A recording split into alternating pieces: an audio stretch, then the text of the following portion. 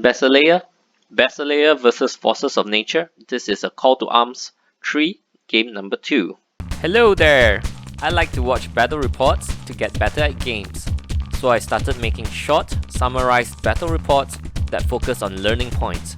So welcome to my channel, Newbie Dice.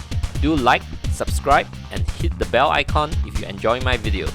So this is part of the online league, a Call to Arms 3 that started in October 2019. So I think this game is in late October or early November. So I'm still sticking with Basilea, and this time I'm trying something different. I'm going for the 3 Paladin Foot Guard Regiment build that was pretty popular in the early stage of 3rd edition, along with 2 Ogre Palace Guard hordes. And what I realized was the Ogre Palace Guard hordes, their nerf is 15-17, the same, suffering the same fate of having considerably low nerf values for being such an expensive unit, same as a normal ogres. For Basilea, the Paladin Foot Guards are also 15-17. But they come with Headstrong, and they're also only 150 points. The Knights also at 15-17, but they also have Headstrong. So for both these Ogre Palace Guards, and proven in the previous game that my Ogre Palace Guards wavered quite early on. So with these 2 hordes, I placed one Dwarven Ale and one Chalice of Wrath or Fury and Headstrong for both of them, so that they are more likely to be able to get into combat. So on the other hand, I've downgraded the Elohai Horde. Now I'm playing 2 Elohai Regiments. The thing about regiments is they're not too expensive, 160. So you can throw them away as chaff when you really need them to, and they are speed 10 flying, and they are likely to deal a little bit of damage, and also they are quite good at sticking around with defense 5-14 nerf, and they self-inspire and inspire the things around them as well. Another thing to take note is Basilea struggle for character slots, yeah, because they seldom take war machines and the only monster is the Phoenix. So most of the time you're unlocking for characters, so it's very often a struggle to put characters in. Yeah, unless you're running like the multiple foot guard regiments, which will probably give you quite a bit of unlocks. So I'm also running the priest with Bane Chan and Bastion and Conjurer's Wand. I think at this stage I haven't realized that Bastion was only 1 dice in Basilea, so which makes it very hard to use, and Conjurer's Wand doesn't work for it. The Paladin Chaplain is also a pretty popular model early on. A lot of people like to take them with a horse at 80 points. It's a 11-13 defense 5 individual that can have 3 attacks, hitting on 3s and crushing strength 1. So he has decent nerf to hold things up. Hopefully when it deals 1 damage, people can't ignore it.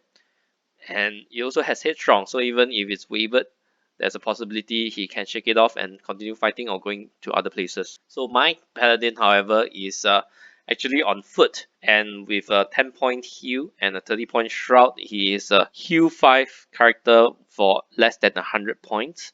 Pretty point efficient there as well, and he's much sturdier than the priest because he's a defense 5. Yeah, so he can perform multiple duties. So for my opponent, he plays a Forces of Nature list. It's basically Centaurs and Forest Shamblers and friends, right? So deployment and scouts, all the 3 people get to scout forward. And what I would like to bring your attention to is that this scenario is pillage with specifically stated 5 tokens at the start of this round. And if you notice how we place them, the 5, I'll guide you through the map with the laser pointer. Yeah. So another thing you'll notice is there's 2 obstructions, and this the key one is this one in the middle. Okay, this effectively splits the battleground into 2 halves, the left and the right side of this building. And the left side has 3 tokens while the right side has 2. So early on in the deployment, I deployed in a way I've already planned to fight more on the left side because it has 3 tokens on it, while I just want to delay the right side. So that was my plan even from the deployment phase. So you can see one regiment of the Knights is on the extreme flank, but it's going to contest that flank token. And so if you look at my right side, it's very light with only a regiment of the Elohai and the scouts. So the scouts is hopefully there to keep things back and deal some wounds and be there to chaff things up, especially if they stay in the terrain. But of course, this is forces of nature. They are pretty much immune to the terrain, to at least difficult terrain. So that's what I've been doing since the get-go. And you can see that my 3 units of the Paladin Foot Guards are pretty compact together because I have to get through this narrow passageway because of the other building that's blocking the way. So it's quite compact, a little bit cramped and traffic jamming on the side. So my opponent, however, I'm not sure why, but I think perhaps he saw that it's easier to traverse the right side because the left side has a bit of a bottleneck with the buildings. He decided to place more of his forest shambler, the 3-man forces more on the right side, and let's see how it goes. So I take the turn 1 and I shuffle things around, and seeing that he's quite heavy on the right side, I don't want my right side to collapse and for the opponent to come crashing in, flooding into towards the left. So I position in a way that my foot guard can still threaten the right side and I can still swing to the left side if I want to. On the left side, what I'm trying to do here is I'm trying to keep my Girl Panthers out of line of sight of the Centaur archers over here. So for my opponent, he continued to shuffle up the Centaurs. I think he's trying to make the most out of it and try to have this cheap little unit delay my left side as long as possible, which is a valid tactic. So until it's taken care of, I can't turn around and start facing the right because it would charge my flank. Interesting positioning was his Pegasus. He placed it behind this building over here. I think he's trying to get out of line of sight from the Sisterhood scouts, but that also limits his line of sight, which fortunately is still able to see a little bit over here and a little bit over here. One thing I noticed after he shuffled up was that of course the Forest Shambler regiments act like chaff while the Hordes act a little bit like a hammer. Let me erase that. This front unit of Forest Shambler, the injured one, and the Horde behind has quite a bit of space. And this amount of space is enough for my Ogre Horde. This one that's behind, I think is within 12, and I'm able to fit something like this. Yeah, and on top of that, I can charge this Elo High. I did this because I'm not sure, but I think the front unit is out of line of sight of the ogres and this Paladin Foot Guard as well. I didn't have a good charge on this front unit to confidently kill it. So instead, I'll rather charge the Horde behind with a pretty good chance to kill it. Now, bearing in mind that this army has surge, so I might get hit in the rear very easily. But indeed, that's what I did anyway. So let's look at the left side first. I'm ready to charge down the hill. Let's look at the middle, right? In order for these ogres to charge out, the paladin in front needs to make way. So the only way you could make way is to turn and move 5 inches this way. And because of this, I need to push this up forward. So how my 3 paladin foot guards moved is more or less determined because of needing to make way for the ogre palace guard. So there was a lot of compromise here. All this especially this two-handed unit of paladins wasn't in a good position. It couldn't charge anything next round. That was a sacrifice I had to take to charge the Ogre Palace Guard out, but at least it paid off in the sense that I killed off the Forest Shambler Horde. I'm not sure how many sources of search he has, but what he opted to do was to move this regiment, which was previously here. So he moved, turned, and searched into the flank of the Sister Scouts to take it out. The Pegasus that had limited vision behind the building still could see the Elohai, which is great. So he charged the Elohai in the flank while a horde of Forest Shamblers charged it in front. I'm not sure if it dealt average damage. This 6 attacks, 4 hits and 2 wounds from the side. For the Forest Shamblers, it will be 9 hits and 4.5 wounds. So I think it dealt above average. Yeah, but I guess it held, which is a good thing. Forest Warden charged the Ogre Palace Guard to delay it. So notice that these 2 regiments of Forest Shamblers are in the back, so I have to deal with them. True enough, my ogres killed the Forest Warden and turned around to face the regiments. So did the other 2 units of this foot guard. Note that the other regiment moved all the way up. So what I was trying to do here is to block off the access to this rather central token from the centaurs, while I could slowly position myself. the elo high over here is still struggling, so I guess down is just a sacrificial piece. It's just delaying time while I deal with these two regiments first, and then I will have too much punch for him, hopefully too much punch for him to deal with this. So take in mind that at the end of the game I want to go back and collect this token, so I need to have units on the standby to go back and park myself onto it. Let me wind back. So this Centaurs moved all the way up as much as it could, pivot and shot, but it's still within a line of sight of the knights, so the knights finished them off. While my two units charged into these what do you call them, the forest shambler horde. I think is to delay time while my paladin knights finish off the centaurs and turn around. So let's look at his response. The centaur chief went to delay the centaur chief was somewhere here. He went to delay the ogre palace guard. The centaurs charged the Gur panthers while the forest shamblers charged the elo high. This centaurs charging into this foot guard here with the defense 5. So this starts a very long grind. This is the bottom of 3. This combat would draw out for very long. Okay, you'll take a look as the game goes on. So let's look at the top over here. The opponent saw a very juicy looking charge, which was to charge into this individual over here, and it'd be awesome if he overran. He will overrun into the second individual.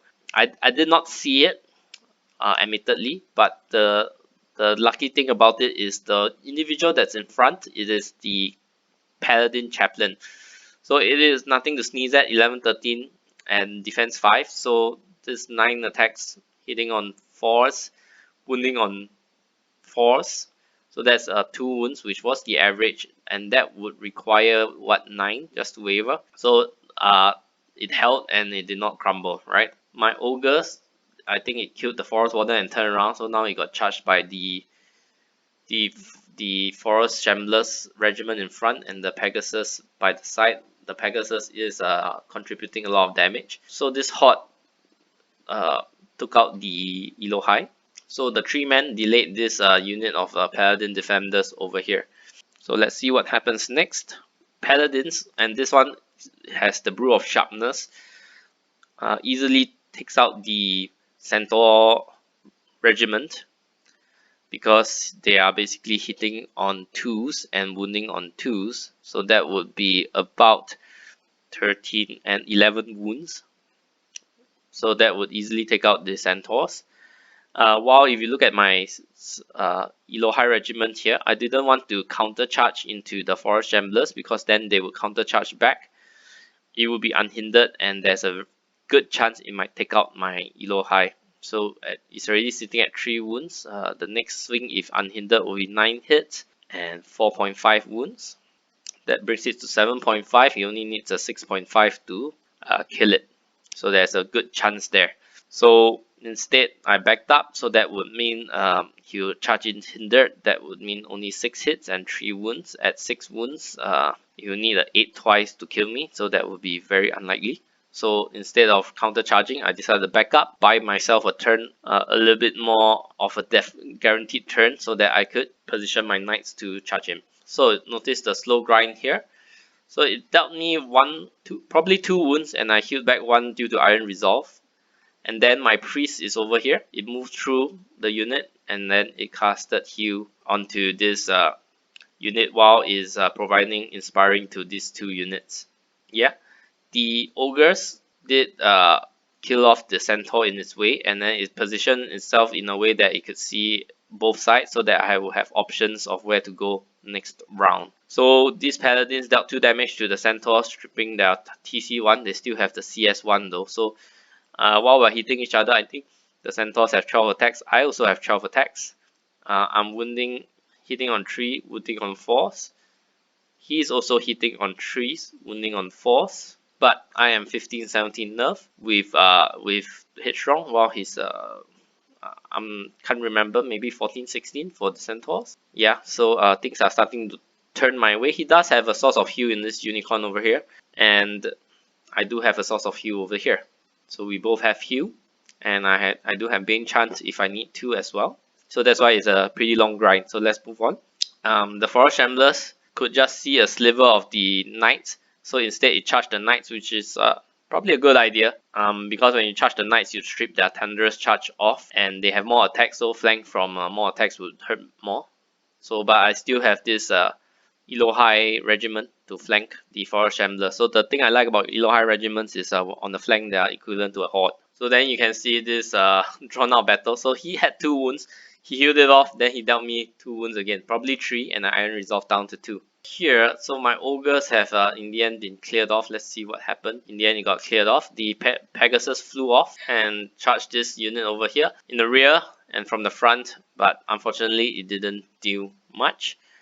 For Shambler regiments, you really can't trust them to do much damage. Let's calculate that. Would be about 3 wounds. Yeah, and then for the Pegasus, 6. Wounding on 3s would be 4 wounds, so it would be a total of 7 wounds, which is probably average. Probably dealt me 7 and probably dealt me 7 and I Iron Resolve to 6. Yeah, so these Paladin Foot Guards are incredibly resilient. They are infantry regiment footprint, but they are like a large infantry horde kind of nerve level. So this ogres was initially planned to take out the centaurs, but in the end, I see that my right side is starting to crumble. This defender is being wavered, and the other defender is being flanked front and back. So instead, the ogres went to help out the other side. So I charged this Pegasus, and I dealt it quite a bit of wounds, but I think I wrote double 1 for the nerf. I think I was starting to make my way towards this token, that's why I did not turn around. And I think I accidentally did this combat first because I thought the Pegasus would for sure be dead. But good news is the Pegasus is Thunderous Charge, so it will lose its Thunderous Charge. So now he's probably going to overwhelm me with this 3 units of 3 people. So I'm just trying to delay it as long as possible. Alright, as long as I can stop them from getting this center token, it will be good. Because I don't think he can get the top token anyway. 3 men started, 3 herder started to move to be able to be in range to catch this token. While the horde finished up the defenders. Regiment started to move back to hold this token, and now he's running low on units. He has no unit to hold this token. The centaurs still continuing their grind in the center. Let's see what happened. I took 2, I dealt 3. He charged, I think maybe he dealt 1 and healed it back by Iron Resolve. So let's look at the bottom left. So it just charged at the Paladin Knights, got a lucky waiver. So top of 6, I took out the 4 Shamblers at the bottom. So I'm holding this token with the Elohai, and maybe the Knights also, probably within 3. So I dealt quite a lot of damage to the Centaurs, but still it's not dead yet. Next, the Ogres position here to sit on top of the center token. And if I'm not wrong, the Paladins are positioned in such a way that the rear is just within the 3-inch range of the token as well. Yeah, so it sits there getting ready to receive the Paladin Foot Guard. I think it shuffled in a position that it blocked 3 herder from getting to this token on the top. So what the opponent responded. So in the end, it just charged into the Paladin Foot Guard and wavered it. The Forest Shambler Horde charged into the Ogres, which held. Centaurs now with the aid of a Unicorn, 3 attacks from the side, crushing 1, Thunderous 1. So it took 4 damage, probably 5, and it held no problem. So at this point, if it were to end, he would hold 1 token while I would hold 2 tokens. Because the center, I have a unit strength of 6, while he only has the Forest Shambler Horde. So this Paladin Foot Guard, which was here to deny the Centaurs for the whole game, did its job, and it contributed its unit strength to hold the center token. So there is a turn 7. So with that, my Elohai flew over. Let me draw that. It started from somewhere here on the fence. It flew over here to collect this token. And I think in the previous turn, I already positioned it to face this token so that it can just fly to up to 20. They have lost their nimble, so they can't pivot if they move more than 10. And then I knew that I would be able to move this knights to be holding the token. So my Paladin Foot Guard finally won the battle of attrition against the Centaurs because it is heavily wounded. And with this priest helping, I don't know whether it casted heal or Bane Chan, but it did grind out against the Centaurs in the end. Ogre Palace Guard did quite a bit of damage to the Forest Shambler Horde, but did not take it out. So bottom of 7. Even if the 3-man could dodge to come over here, he's a unit strength of 1, while my Elo High regiment is a unit strength of 2. So he decided to just continue punching the foot guard and eventually took it out. Over here at the bottom, the Ogre Palace Guard still held, I think with some healing support. It is only at 3 wounds at the end of the game. Oh, I have a Paladin Chaplain here, it probably did some healing as well. So that is the end. Let's see again. I am holding 3 tokens now while he's holding 1. Yeah, he had no units left to contest to hold this one. So let's look at learning points. So from the get-go, from the deployment, you should be deciding which side of the battle you want to win and which side of the battle you just want to draw it out and delay as long as possible. And one of the mistakes you can make is to deploy very evenly. Oh, I want to have units to fight all the 5 tokens. And when you do that, often what the opponent can do is find a part that's weakest and he concentrate more force into it, punch a hole through it, and it sweeps across your entire force. So from the get-go, you should be deciding where you want to win and where you want to not give up, but not without a fight or not without delaying him as much as you can. And of course, once you have decided this, you don't want to reveal your poker hand to your opponent. Try to drop your units in a way that doesn't show your plans until the very end. Now, obstructions are one of the key terrain pieces in the map to pay attention to because of all these factors. It blocks line of sight, it blocks movement, yeah, it splits the battlefield, and it cuts off flanks. What do I mean? So if I have a unit with my side against the building, no one can flank charge me on that side. So that also helps in a tactical point of view.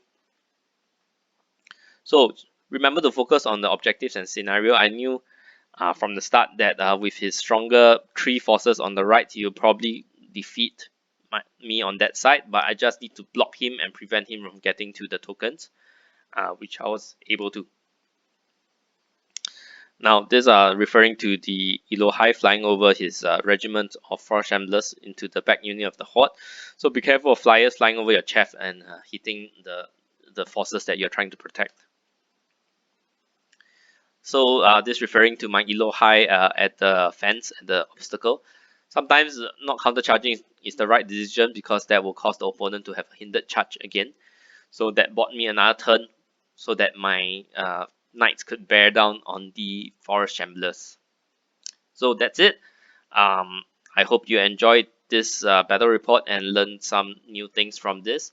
And if you do like my style of battle reports, do give me a little bit of encouragement. Do minimize the video now and give me a like on this video. It really does help with the YouTube algorithms. And do subscribe to my channel if you haven't already, and press the bell icon so that it will notify you every time I post a video. With that, thank you very much. I'll see you in the next video.